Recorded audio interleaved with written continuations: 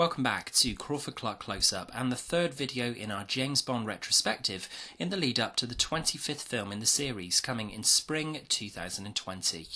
In this video we're going to look back at the second film in the series, From Russia with Love, based on the fifth Bond novel from Ian Fleming, penned in 1956, discussing the film's troubled production, its villains, the Bond girls, John Barry's score to the film and Sean Connery's return to the role of 007.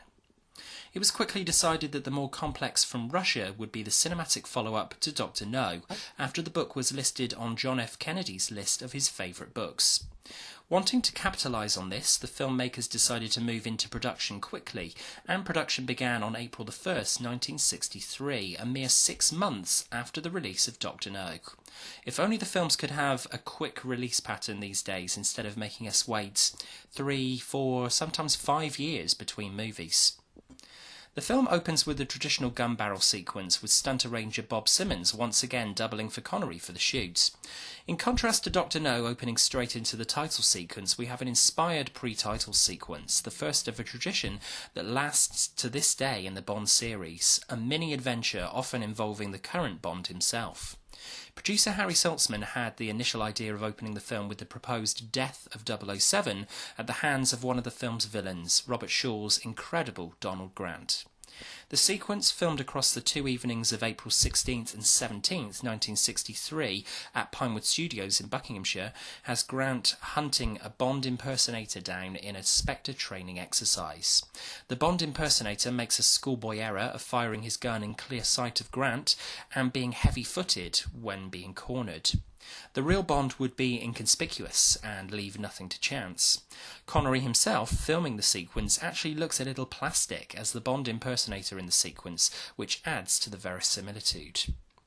This is the first Bond pre-title sequence of the series to feature Bond's supposed death. The others to do this are Thunderball, You Only Live Twice, The Man with the Golden Gun, and Skyfall. The idea is inverted for Diamonds Are Forever, where Bond thinks he's killed the enemy, when actually he's just defeated one of the enemy's doubles. New York-based designer Robert Brownjohn takes over title credit duties from Maurice Binder for this second film, and the image of the titles over the undulating body of a belly dancer is sublime in its simplicity. Coupled with an instrumental of Matt Monro's From Russia with Love, segueing into John Barry's score, and it's a winning opening. Dr. No art director Sid Kane is the production designer on this second film, as Ken Adam was busy working with Stanley Kubrick on Dr. Strangelove in 1963, and the chess match after the opening titles is another example of a classy set in the early films. It's a short sequence in the grand scheme of the narrative, but the set looks opulent and evokes Ken Adams' grand designs throughout the series. Bond's chief antagonist, Blofeld, is seen in a mid-shot in this film, the first time we see Blofeld in any capacity in the series, the body itself provided by Dr. No's Professor Dent himself, Anthony Dawson, and he represents the head of one of the strongest ensembles of villainy to grace the series. Vladek Shibal plays the cunning man with the master plan, Kronstein, and Lotte Lenya, famous as a German cabaret star, portrays Fleming's toad-like Spectre Agent No. 3, Rosa Klebb, with relish. After 18 minutes, we get the return of Sean Connery proper back on screen again as 007, back in the arms of his first conquest from Dr. No, Sylvia Trench. Connery is on fire in his second outing, more assured and confident in his portrayal of the secret agent second time around, giving arguably one of the finest screen performances of the character we've seen to date. This is also the only time to date that a previous lover of Bond's would appear in 2 consecutive films in the series, though this is looking likely to be repeated, with Léa Seydoux' Madeleine Swann being reprised for the upcoming Bond 25 alongside Daniel Craig's Bond after her introduction in Spectre. From Russia with Love contains a few series firsts, Bond tossing his hat nonchalantly into Moneypenny's hat stand, much to the disdain from straight-faced Superior M, and we have Desmond Llewellyn's debut as Gadget Master Q in a terrific debut scene in the series as he hands Bond his arsenal of gadgets in the attaché case. Q usually gets a token role in each film, with screen time usually exceeding no longer than 5 minutes, but it's always one of the scenes that die-hard fans of the series get excited to see, to learn how Bond will be equipped in the field for each mission. We're also treated to John Barry's alternative 007 theme for the first time in the series, in the thrilling gypsy camp fight that ends the first act of the film, and again during the Russian consulate sequence where Bond steals the Lecter. Barry's first score for the series as a whole is sexy, versatile and dynamic, furthermore enhancing the viewing pleasure. Furthermore, this is the series debut for actor Walter Gotell. He plays Spectre agent Morzini in From Russia with Love, but will be more familiar to the casual moviegoer as General Gogol from The Spy Who Loved Me through to The Living Daylights. One of the most memorable characters in Bond's second mission is Kerim Bey, Bond's contact in Istanbul under Station T, Turkey, portrayed by Pedro Armendáriz. He quickly becomes one of the strongest of Bond's allies in the entire series. The chemistry between Connery and Armendáriz sparkles on screen, and it's genuinely gutting when the character is killed off in the second act of the film.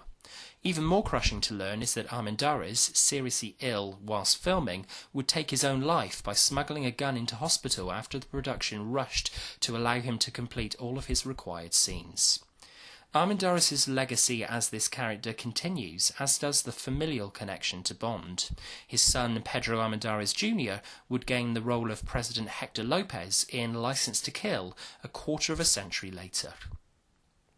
Former Miss Universe runner-up Daniela Bianchi is the beautiful Russian cipher clerk Tatiana Romanova, recruited by Klebb and Spectre to trap Bond in their mission to get their hands on the Lecter decoding machine. Bond meeting Tatiana Romanova for the first time in his hotel room and their introduction in the bedroom is an iconic scene in the film and remains one of the signature scenes that's used to screen test the new 007. Sean Connery reportedly made the choice from the three finalists for the role of Tatiana. Daniela Bianchi won the role after screen testing opposite Anthony Dawson as Bond at Pinewood Studios in March 1963, a couple of weeks before production officially started. The other choices for the role were Elga Andersson from Austria and Maria Zinja from Greece. Robert Shaw gets around 20 minutes of screen time in the near 2-hour film as Grant, once again a relatively short time for one of the chief antagonists of the story, but he remains one of the greatest Bond villains in the series. Shot across 5 days, commencing on June the 19th, 1963, the fight on the Orient Express, after Bond discovers Nash's true identity, whilst only lasting 2 minutes, remains one of the best choreographed fight sequences in the series to date. Filming was complete on September 2nd, 1963, therefore meaning that to reach the scheduled October 10th premiere on time, the second film in the franchise had only a month in post-production. It's extraordinary to think that the film was ready at all, and moreover is as good as it became. The film would go on to gross a then stratospheric $78.9 million worldwide, earning it the status of highest grossing film of all time at the UK box office up to 1963. It's clear to see why Connery would count From Russia as his favourite of his Bond films. It's elegant, stylish, has a sophisticated and intriguing plot, and sticks very closely to Fleming's source material. It's the most suspense thriller-like in tone of all of the films in the series, capturing the spirit of Fleming's work perhaps more than any other single entry in the canon. The film was even granted the seal of approval by Fleming himself, who grew fonder of Connery in the role of his protagonist and struck up an immediate friendship with Pedro Armendáriz on location in Istanbul. From Russia with Love premiered in London on October the 10th, 1963, despite accidents, near misses and on-set tragedies, and remains a classic in the canon. From Crawford-Clark Close-Up.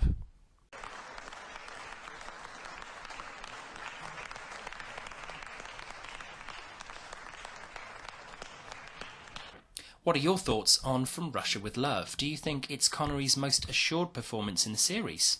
Let us know your thoughts in the comments below, and as always, if you enjoyed this review, please subscribe to the channel at the top of the page for more regular content and to ensure you don't miss any of our James Bond retrospective. You can also find us on Facebook and Twitter, and you can email us your suggestions for future reviews to crawfordclarkcloseup@gmail.com. We've got plenty still to come on the channel, with reviews of Danny Boyle's new movie Yesterday, a look back at classic comedy Peep Show, and a 20th anniversary retrospective of The Matrix to come this July on the channel. James Bond, however, will return in the third adventure Goldfinger in the next review in our retrospective. Thanks for watching, and until next time, that's a wrap.